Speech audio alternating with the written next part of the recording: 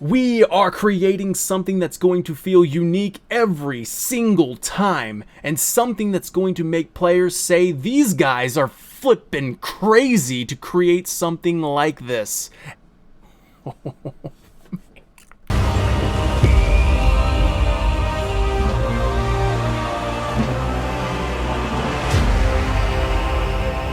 What's up, Final fans? It's the warrior of hype, and the hype is at max level. Let me tell you, there is so much to unpack from the previews of Final Fantasy 16 that a big press release happened today. We have interviews, hands-on gameplay, impressions, and so much more that, in fact, I've decided I'm just going to make separate videos throughout the week about each particular subject regarding like gameplay, story, and things like that I'm just really excited about, and I'm going to go on and on and on about. This video would take about an hour if I talked about everything.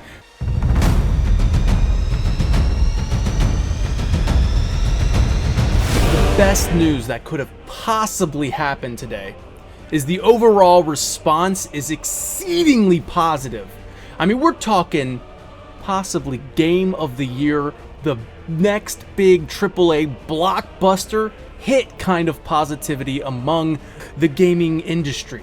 Not only does this amplify the hype coursing through my veins, to the point where I might become an icon myself, a hype icon. Seriously, I'm not exaggerating. I was shaking with excitement as I'm learning about Final Fantasy 16.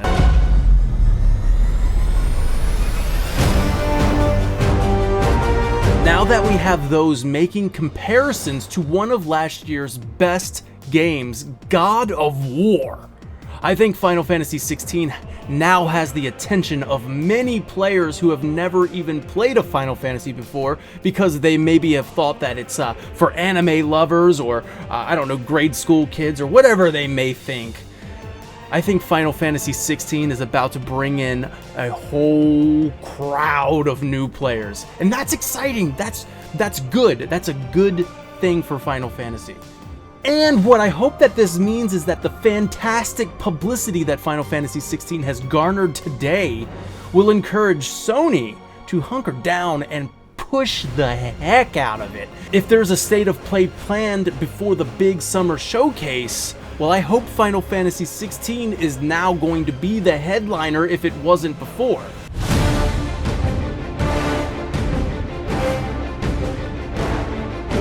Now, it was also announced that the Final Fantasy 16 development team, some of the team, is going to be going on a worldwide press tour, with one of the stops going to be next month, March 25th, I believe, at PAX East in Boston. So I think we could probably expect to see some more hands-on impressions from more of the public hands-on impressions. Hopefully they have a gameplay demo there. If not, there is going to be a panel with a Q&A for Final Fantasy 16. So expect some more info drop in March. And then also after that, it was said, I believe Yoshida said it in one of the interviews, is that you can expect information drops to be in April about the RPG elements, the crafting elements, the basically everything that happens in that hub zone where you go back to it, you accept quests and all this other stuff. So basically a strong emphasis on RPG elements coming in April. Now, if you look at May, I think that's usually when the Game Developer Conference happens. So maybe we can kind of get something there as we get hyped up for, of course, E3 and Summer Game Fest and the Sony PlayStation Showcase, where I'm almost certain we'll see a launch trailer at the Sony PlayStation Showcase. So yeah, that's what I think you can expect in the months ahead.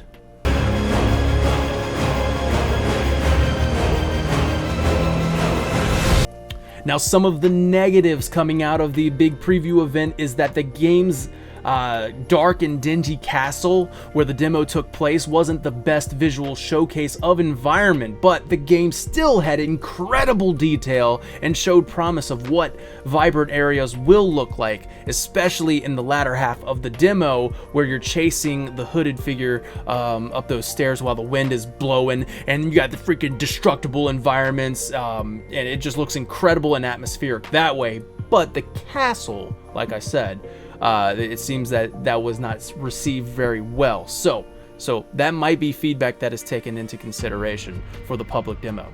Swapping between icon abilities is tough to grasp at first.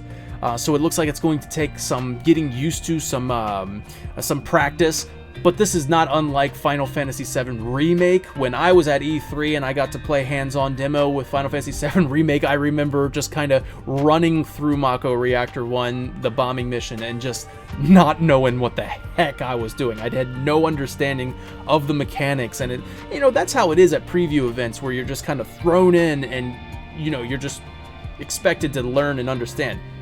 But of course, everything should be intuitive where you pick it up and start learning, and I think Final Fantasy XVI does have that down, where the same people that said that it's a little hard to understand at first, they're the same people that said later on that the combat was amazing once they did grasp the mechanics of it after maybe an hour or so of play.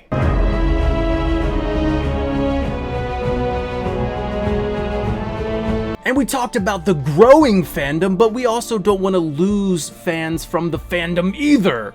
And from what I gather, each interview that I watched today or read today had a strong major focus at great lengths talking about the accessibility accessories that will hopefully ease these players into action games. They really want Final Fantasy XVI to be your entry point.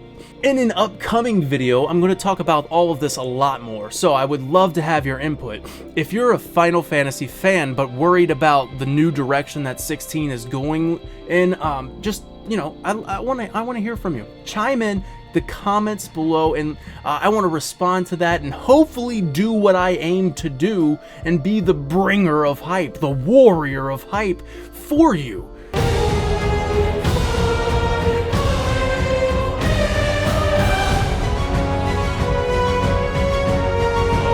If you're feeling as hype as I'm feeling, please let me know. Just, you know what, in comments, just write hype, all caps, and as many exclamation marks as you are hype.